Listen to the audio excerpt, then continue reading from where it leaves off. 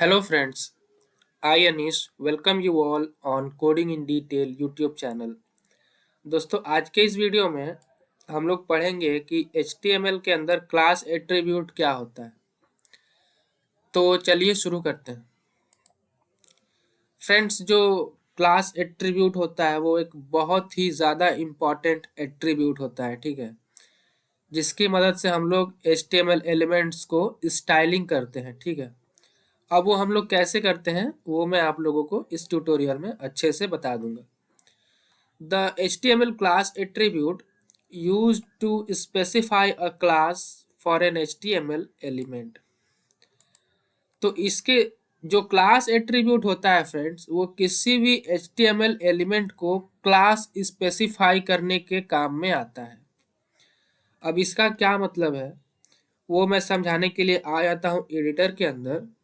और for example एक मैं H1 हेडिंग लिख देता हूँ और इसके अंदर मैं लिख दूंगा I am a heading.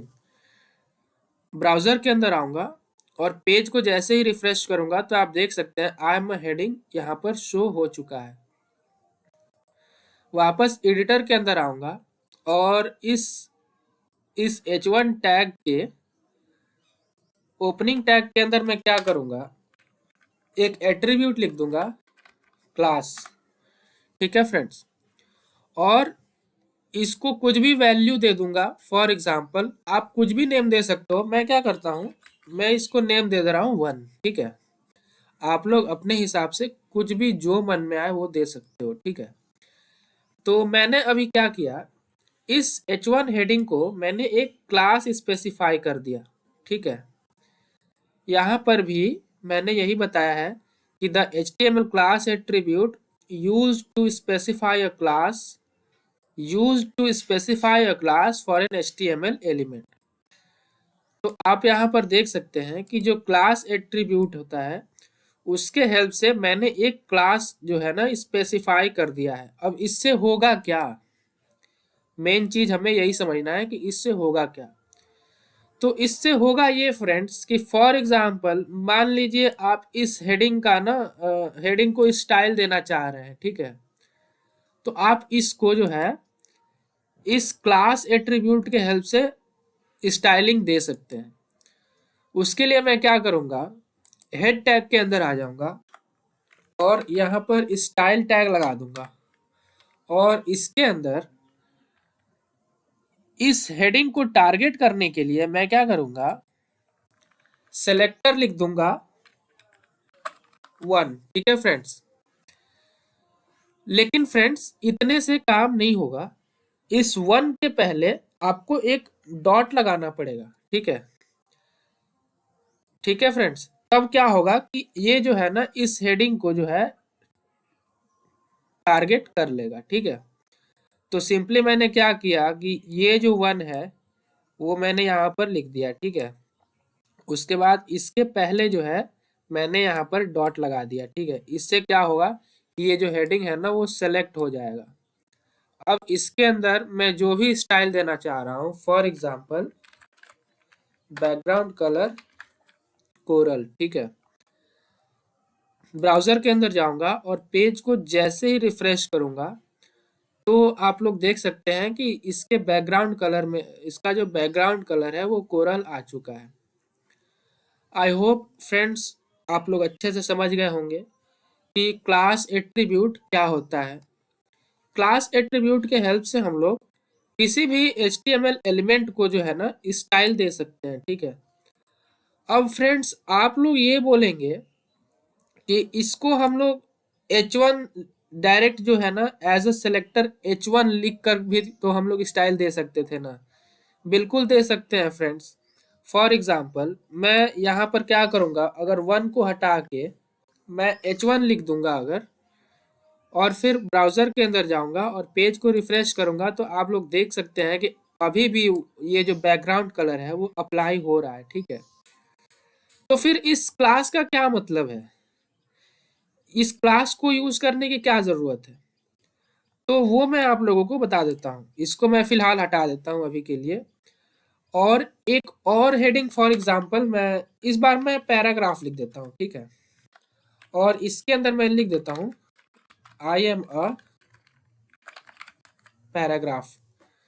Browser के अंदर जाऊंगा, पेज को रिफ्रेश करूंगा तो आप देख सकते हैं यहाँ पर पैराग्राफ लिख के आ चुका है। तो मैं क्या चाहता हूं कि इन दोनों को जो है ना स्टाइल दूं, ठीक है। तो इन दोनों को स्टाइल देने के लिए मैं क्या करूंगा, सिंपली H1 लिख दूंगा और इसके अंदर फॉर एग्जांपल प्रॉपर्टी लिख दूंगा बैकग्राउंड कलर कोरल। तो इससे क्या होगा, इस हेडिंग के बैकग्राउंड में कोरल कलर आ जाएगा, ठीक है। फिर मैं क्या करूंगा, एक सेलेक्टर लिख दूंगा P और उसके भी बैकग्राउंड कलर में लिख दूंगा कोरल, ठीक है। फिर मैं ब्राउजर के अंदर जाऊंगा, पेज को रिफ्रेश करूंगा तो आप देख सकते हैं कि इस पैराग्राफ के बैकग्राउंड में भी कलर आ चुका है। तो एक चीज आप लोग नोटिस कीजिए फ्रेंड्स, कि इन दोनों एलिमेंट्स को स्टाइल देने के लिए हमें 2 बार सेम कोड लिखना पड़ा है, ठीक है।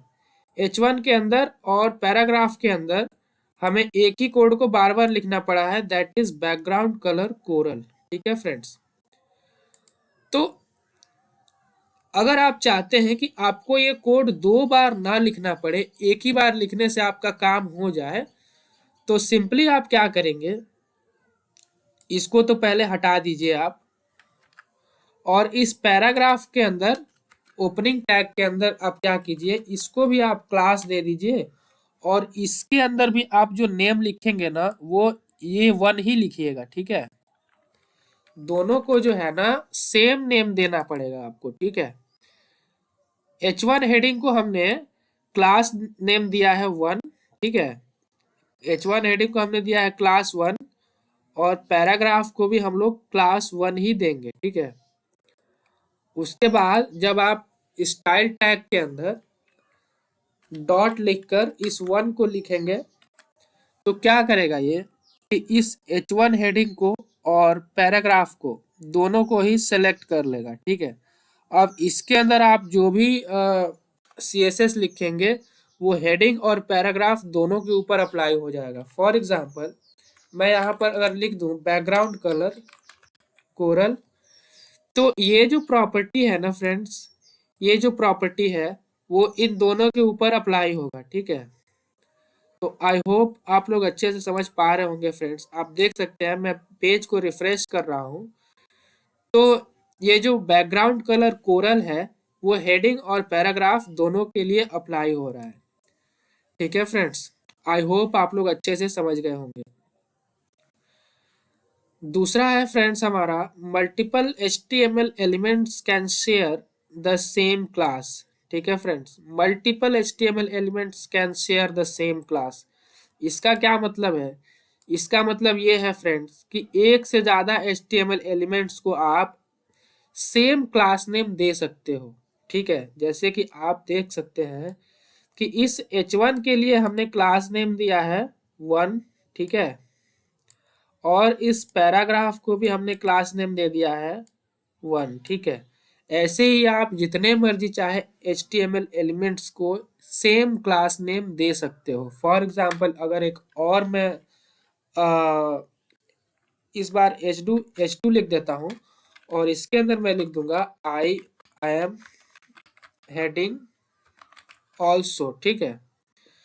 ब्राउजर के अंदर जाऊंगा, पेज को रिफ्रेश करूंगा तो आप देख सकते हैं हमारा जो है ये हेडिंग शो हो चुका है।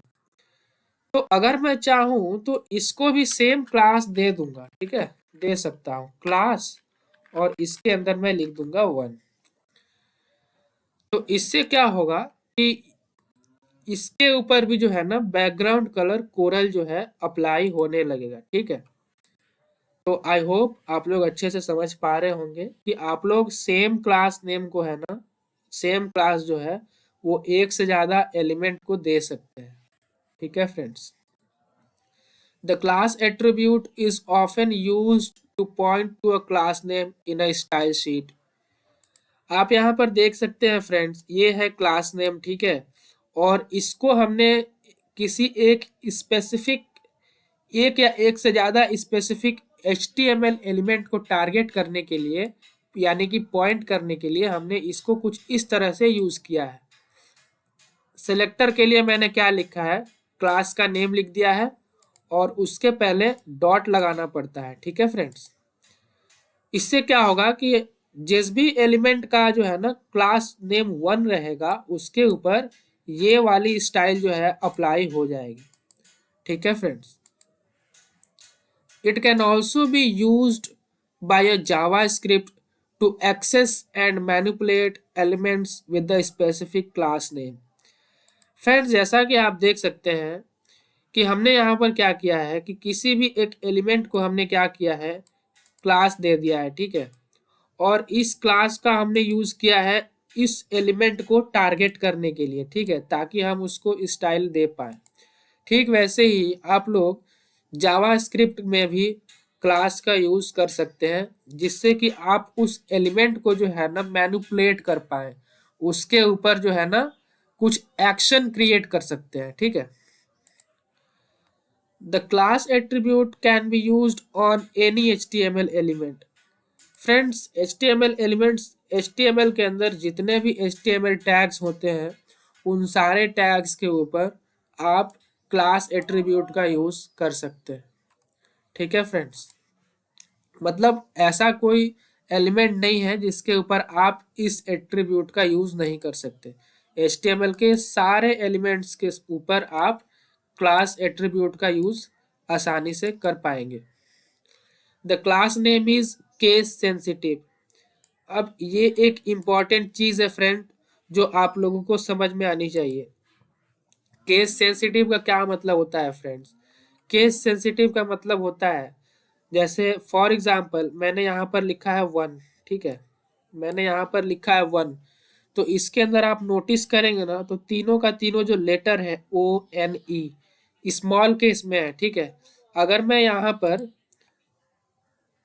अगर मैं फॉर एग्जांपल कैपिटल O लिख देता हूँ तो अब क्या होगा ना कि ये वाला जो है ना इसको इन तीनों के ऊपर स्टाइल अप्लाई नहीं हो पाएगा। ठीक है फ्रेंड्स, जैसे कि मैं ब्राउजर के अंदर आऊंगा और पेज को रिफ्रेश करूंगा तो आप देख सकते हैं कि इन तीनों के ऊपर जो है ना बैकग्राउंड कलर कोरल जो है अप्लाई नहीं हो पा रहा है। ठीक है फ्रेंड्स, क्यों नहीं हो पा रहा है? क्योंकि जो क्लास नेम होता है वो केस सेंसिटिव होता है। ठीक है, दैट मीन्स कि आपने क्लास नेम के अंदर जो लेटर्स स्मॉल में लिखे हैं उनको आप स्मॉल में ही लिखोगे यहाँ पर भी। ठीक है, और जो कैपिटल में लिखा है आपने उसको कैपिटल में ही लिखोगे।